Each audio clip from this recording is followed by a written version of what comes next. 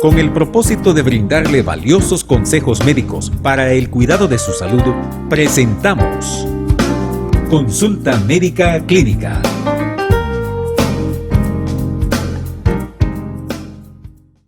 Bienvenidos a su programa Consulta Médica Clínica.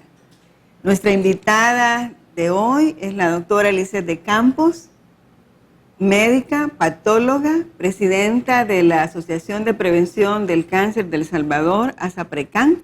Le damos la más cordial bienvenida y doctores, para nosotros es un privilegio tenerla con nosotros. Muchas gracias por la invitación. Doctora, ¿qué es el cáncer del seno? Cuando realmente hablamos nosotros sobre el cáncer del seno, estamos hablando también qué es el cáncer de mama, porque muchos de nuestras personas preferimos utilizar el término de mama porque está muy asociado, ¿verdad?, a lo que es la lactancia materna, que es de lo que vamos a platicar. El cáncer de mama es un tumor maligno que se origina en las células que conforman la glándula mamaria. Estas células, la mama, está conformada por tejido adiposo, por tejido fibroconectivo y el tejido glandular, que es el tejido donde se forma la secreción láctea. Y de esas células, de los conductos, es donde frecuentemente se origina el cáncer de mama. Entiendo que hay algunos factores que inciden en que se dé el cáncer de mama. ¿Cuáles son los antecedentes de salud que aumentan el riesgo para que una mujer pueda padecer el cáncer de mama? Para comprender un poco más acerca de los factores de riesgo, vamos a hacer una historia de qué es lo que le sucede a la glándula mamaria de acuerdo a la edad de la mujer. La mama o el seno es el órgano que más cambios sufre a través de la vida de la mujer. Y si recordamos o vemos una jovencita, cuando entra en la pubertad, los senos, las mamas, inician su crecimiento porque inician a producirse con mayor cantidad las hormonas femeninas. Cuando, ¿verdad?, la glándula mamaria alcanza su máxima plenitud es durante el embarazo, porque realmente ella ha desarrollado toda su capacidad, porque en ese momento va a dar la lactancia al recién nacido y es donde la mama alcanza su máximo desarrollo. Luego, ¿verdad?, al disminuir la cantidad de estrógenos que estos se producen cuando, ¿verdad?, la mujer entra ya en una edad adulta, es decir, que su vida reproductiva ha disminuido, entonces también las mamas involucionan o cambian de tamaño. ¿Por qué es importante que comprendamos este proceso?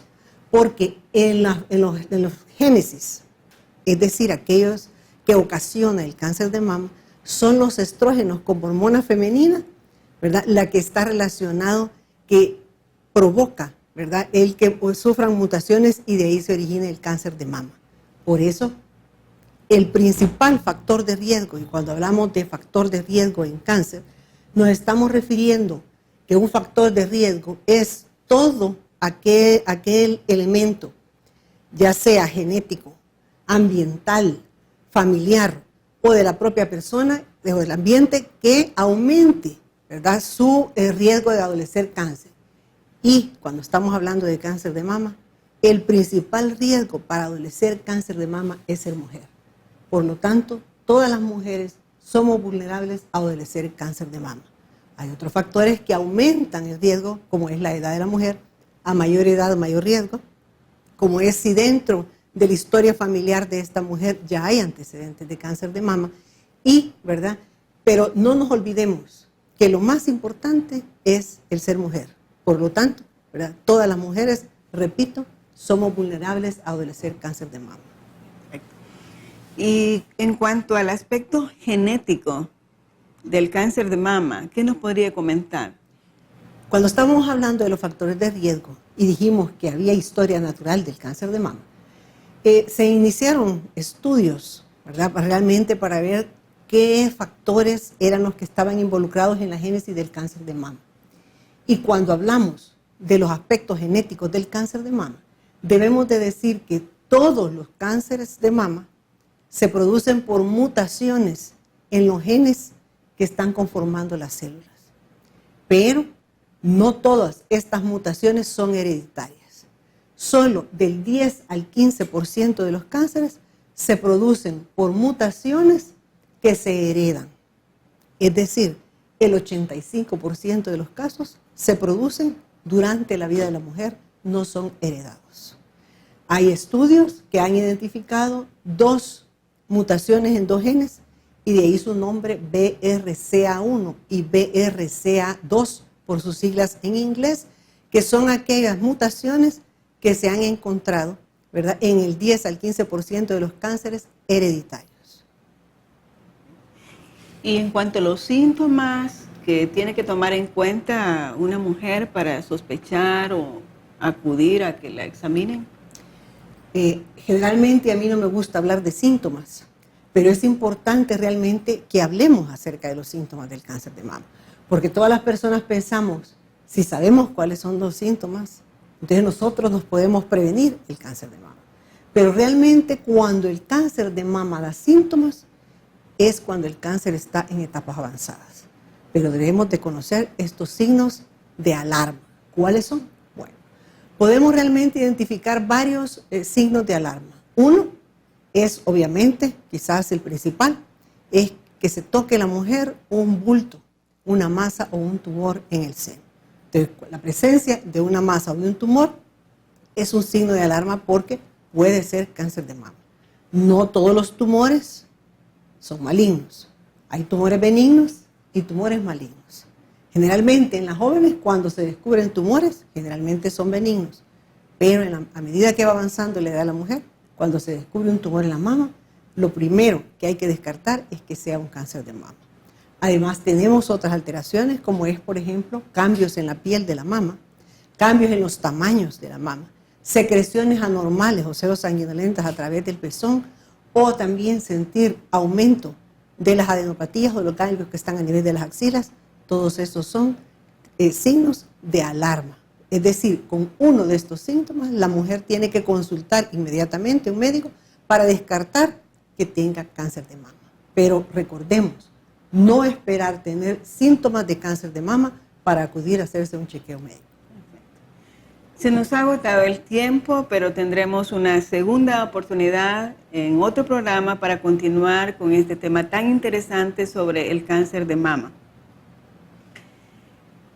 En Isaías 38:5 encontramos una porción en donde dice: he oído tu oración, he visto tus lágrimas, te añadiré 15 años más de vida. La noticia de saberse enfermo de cáncer es una noticia devastadora que provoca miedo, tristeza e inmediatamente se asocia con muerte y hay temor a la muerte. La Biblia nos menciona en el segundo libro de Reyes, en el capítulo 18, sobre la vida del rey Ezequías. Y dice la palabra de Dios que él hizo lo recto delante de los ojos de Dios, que él puso su esperanza en Dios. Y es maravilloso lo que dice que ni antes ni después de Ezequías hubo otro como él de todos los reyes de Judá, porque siguió a Dios y no se separó de él, sino que guardó todos sus mandamientos. Pero este rey un día enfermó de muerte y vino el profeta Isaías con una noticia de parte de Dios para Ezequías, y en Isaías 38:1 el profeta le dice que Dios le manda a decir lo siguiente: ordena tu casa, porque morirás, no vivirás. La reacción de Ezequías ante esta noticia tan devastadora, dice la palabra que se dio vuelta hacia la pared y lloró. Oró al Señor y lloró, y habla que lloró con gran lloro. En otras palabras, según el original, quiere decir se deshizo en llanto delante de Dios. Y qué maravilloso, porque la respuesta de Dios no se hizo esperar y nuevamente mandó al profeta Isaías para que le diera una buena noticia y le dice: he oído tu oración y he visto tus lágrimas. Te añadiré 15 años más de vida. Quiero llamar la atención a la respuesta de Dios. Dios contesta la oración. El profeta le dice que Dios dijo: he oído tu oración. Qué interesante, ¿verdad? Dios escucha la oración. En 1 Pedro 3:12 dice, porque los ojos del Señor están sobre los justos y atentos sus oídos a sus oraciones. ¡Qué precioso! Dios nos ve y oye nuestra oración.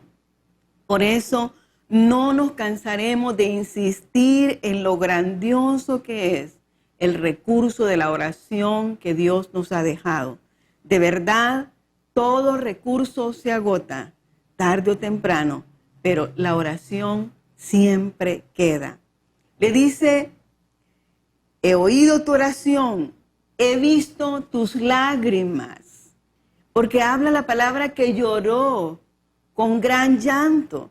Esto nos habla de humillación. En el Salmo 51:17, David dice, los sacrificios de Dios son el espíritu quebrantado.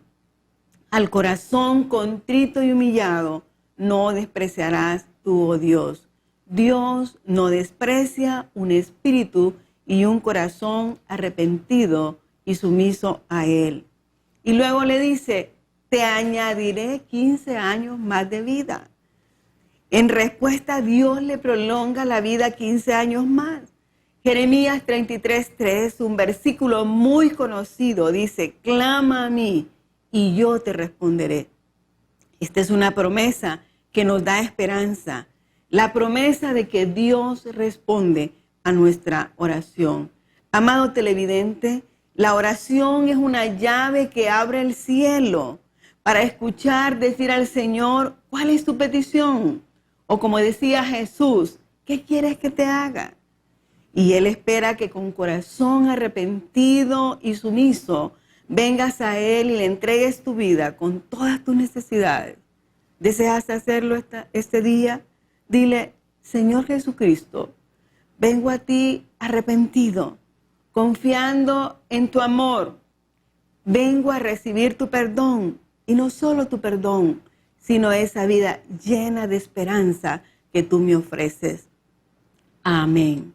Te felicitamos si hiciste esta oración con nosotros y te invitamos a que nos sintonices en el próximo programa, en donde, como ya dije, tendremos nuevamente a la doctora Lizeth de Campos para continuar con este tema tan interesante acerca del cáncer de mama.